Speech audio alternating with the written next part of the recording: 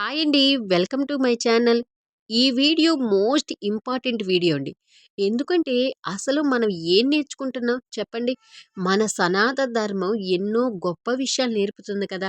అలాంటి మన సనాతన ధర్మాన్ని అంటే మనం గుడికెళ్ళేటప్పుడు ఎన్ని తప్పులు చేస్తున్నామో అంటే ఈ కార్తీక మాసంలో దీపాలు ఎలిగించేటప్పుడు గానీ, అసలు కుంకుమ పూజ అప్పుడే కానీ, ఏ పూజ చేసుకోవాలన్నా మనం ఆ సిద్ధి వినాయకుని పూజ చేశాకే కదా! అలాంటి ఆ సిద్ధి వినాయకుడిని మనం ముందుగా ఏ రూపంలో చూస్తాం? పసుపు గణపతి. అంటే పసుపుతో చేసిన వినాయకుడిని మనం చేసుకున్నాక, ఆ తండ్రిని పూజించాక ఏ పూజైనా పెద్ద పెద్ద అయ్యగారులైనా ఎవ్వరైనా చేస్తారు కదండీ! అలాంటి సిద్ధి వినాయక స్వామిని మనం అసలు గుడికెళ్ళినప్పుడు కుంకుమ పూజ చేసినప్పుడు చాలామంది వదిలిపెట్టి వస్తున్నారండి. అంటే మనం ఎంత ప్రేమగా అర్చించి కుంకుమ పూజ చేస్తున్నాం గదా! ఆ కుంకుమ పూజ మనం చేసినప్పుడు అది మొత్తం అంటే తీసుకోకుండా మనం పూజ చేసుకున్న కుంకాన్ని, ఇంకా అసలు పసుపు గణపతిని అక్కడే వదిలిపెట్టేస్తున్నారండి. అక్కడ క్లీన్ చేసేవాళ్ళు చీపురుతో క్లీన్ చేస్తుంటే నా మనసు తట్టుకోలేక ఈ వీడియో చేస్తున్నానండి. మనము ఎంత పూజ చేశామా కదండీ! ఇలాంటి తప్పులు మనకు తెలియకుండా చేస్తేనేనండి. నిజంగా అండి.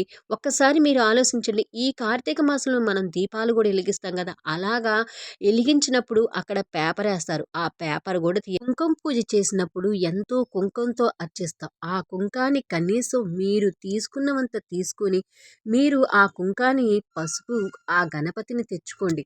ఇంట్లో వాడుకోండి. అలాగ మీకు ఎక్కువైతే మీ పక్కన వాళ్ళకి ఇది పూజ కుంకము అని, పూజ పువ్వులు అని ఇవ్వండి.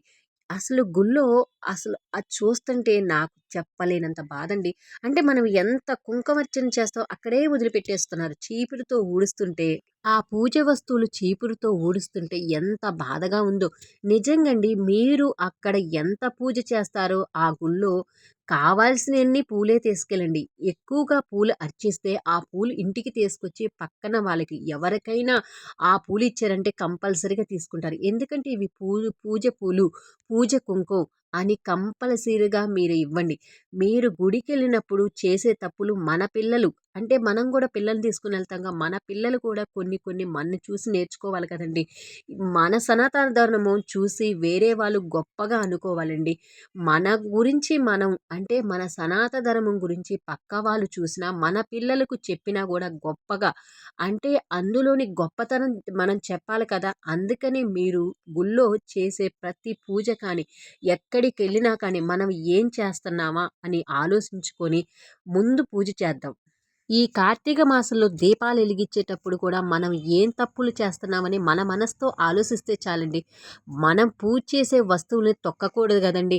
అందుకని గుడికెళ్ళినప్పుడు కూడా మనం ఎంతవరకి అర్చిస్తామో అంతవరకే అర్చించి కొంచెం వరలో కొంచెంలైనా అక్కడ క్లీన్ చేద్దామండి. మనం చేస్తే ఇంకో 10 మంది చేస్తారు గదా! అంతే కదండీ! ఈ రోజు నుంచైనా మనం ఏ తప్పు చేస్తామా అని ఆలోచిస్తే అంటే గుళ్ళో కొన్ని కొన్ని చాట్ల గాని కుంకుమ పూజ అప్పుడే కాదండి ఆ సిద్ధి వినాయక స్వామిని మనస్ఫూర్తిగా కొలుసుకుందామండి. పసుపు గణపతిని ఎప్పుడూ వదిలిపెట్టకుండా ఇంటికి తెచ్చుకుందామండి. మనము వాడుకుందాం. అంటే ఆ పసుపు గణపతిని ఎంత శక్తివంతమైనదో మనందరికీ తెలిసింది గదా! ఈ వీడియో మీకు నచ్చితే ప్లీజ్ లైక్, షేర్, సబ్స్క్రైబ్.